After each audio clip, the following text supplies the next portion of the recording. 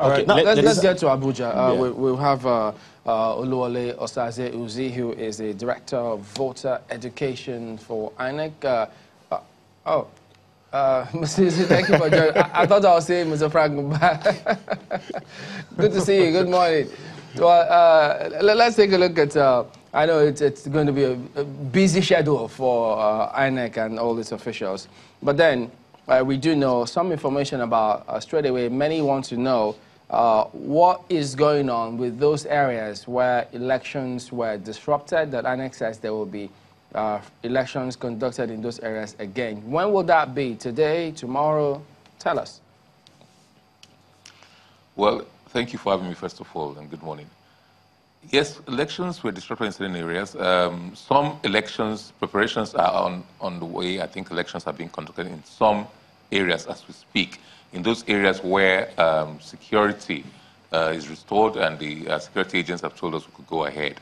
But there are other areas where it's too soon, too volatile for us to go back to try to conduct elections. In some areas in River State, for example, widespread use of guns, gunshots, allegations of grenade use and stuff like that. Obviously, it's too early for us to go back there.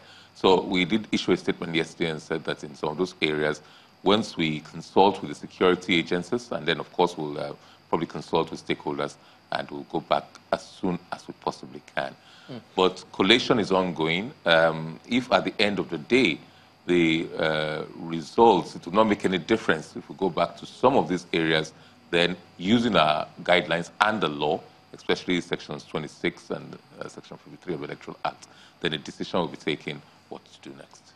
But some of the, excuse me, Mr. Festus Okoye had said at a press briefing that some of the challenges that INEC has recorded so far are security related.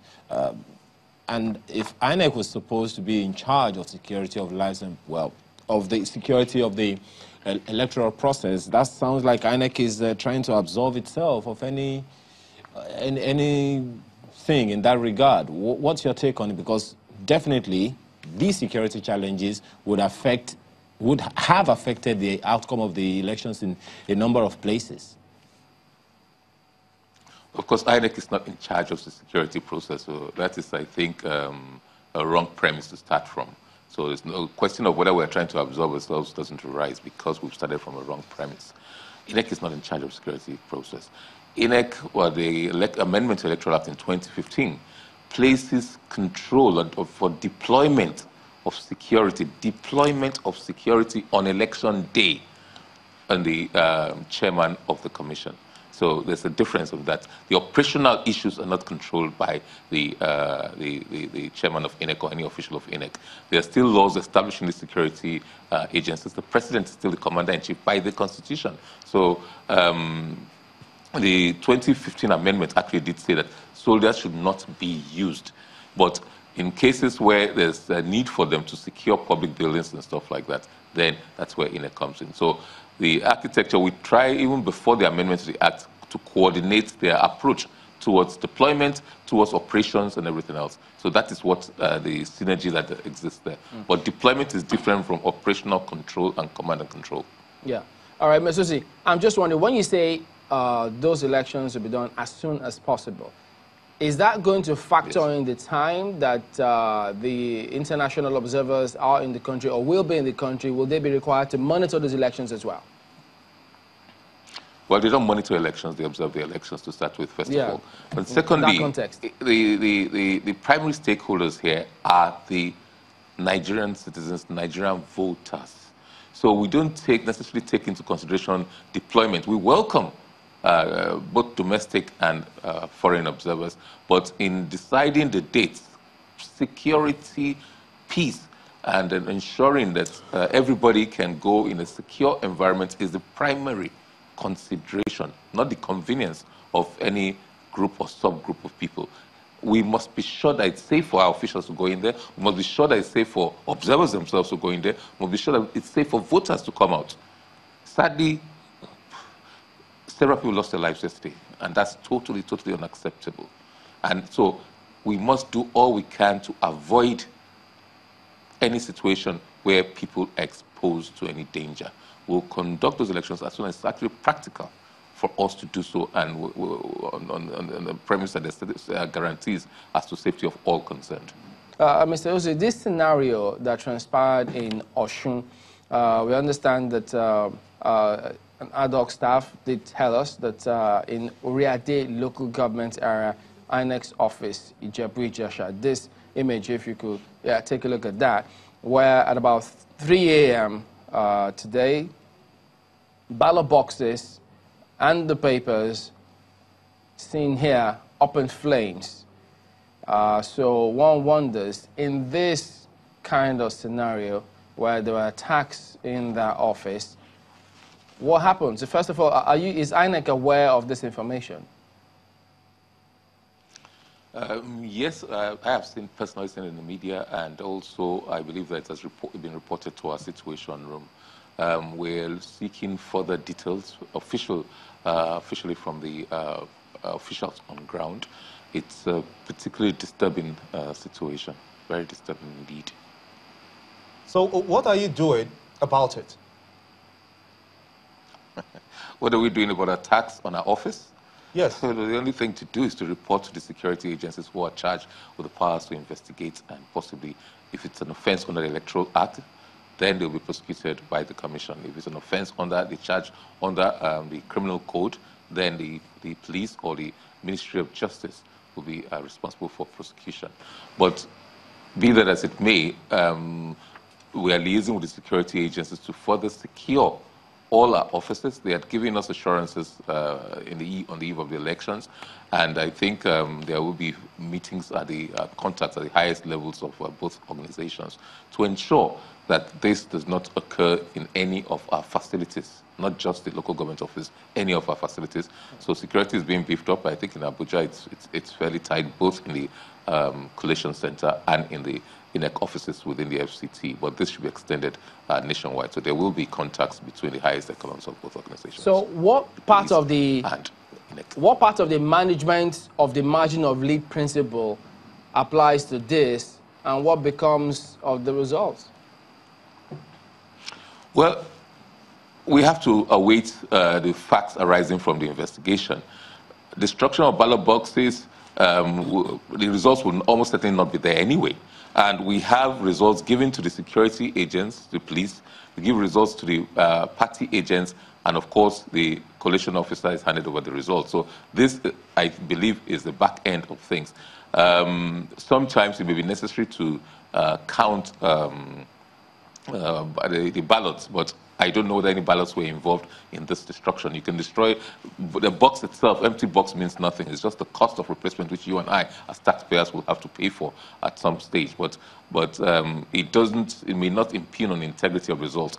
And anyway, in any case, where the original is destroyed, especially if, for example, if hoodlums come and take away the results, we can, under our guidelines and regulations, collate using certified results that we have given out to all the others where all these rhyme. So even if you destroy the original, that may not necessarily prevent us from publishing a result using other carbonized copies of that result. Okay, well, just before you came, we had Samson Itodo of Yaga, and some of the issues he raised concerning the information that they were able to gather from the field is that 7% of the polling units, the entire polling units in the country, did not make use of the smart card readers. Do you have that kind of information in your Situation Room? And in that context, if you do, what happens? Unfortunately, I did not get to the part where it said 7%. I said 5% for some other things, but it doesn't matter. We have to sit down and look at what he used as statistics. Did he do a survey of all the polling units? I don't believe they deployed to all polling units, so there must be a margin of error in that. But yes, we certainly in that situation got information both from our monitors and from other concerned citizens that in some places they decided to discard the use of the card reader. And under the regulations, I think we made that quite clear yesterday. The Commissioner Festus Okoye did say so. In all those places where we discovered that the card reader was not used, then they run the risk of those elections being nullified, as it were. And those of our officials, whether ad hoc or permanent, who either conspired or who freely willy decide to discard the use of card reader may face prosecution because it amounts to dereliction of duty, which is punishable under the Electoral Act and under our regulations.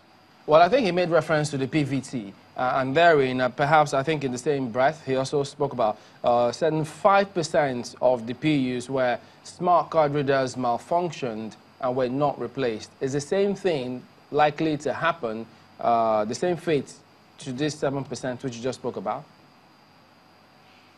Well, I'm surprised to hear that 75% were not replaced. That certainly... No, 5%, 5, not 75, 5. So I don't know where that came from.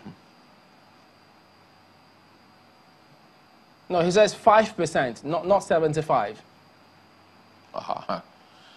Well, there are a few places where it was not, these things were not used or discarded with the smart card reader, the use of the smart card reader. That is, not PVC, smart card reader, SCR. As I said, the reports are being awaited in our situation from the officials on ground, and these are questions that the collation officers and the return officers will ask the presiding officers and those who bring the results in. And where the explanation is not satisfactory, then the returning officers or the collation officers know what to do. As for the presidential, of course, the collation center will open at 6 p.m. and it will be televised live. All accredited media will also be there and observers. And where the observations are raised either by any party agents or any officials for that matter, or the collation officers, then the returning officer, who happens to be the chairman of INEC, who is the chief electoral commissioner of the Federation, will take a decision on what to accept and what not to accept. So what was indeed the challenge for the commission? Because you requested for a week to get prepared for the elections after it was postponed. What was the challenge for you? Because we had so many complaints. We had so many complaints of late arrivals of materials to the PUs. What happened?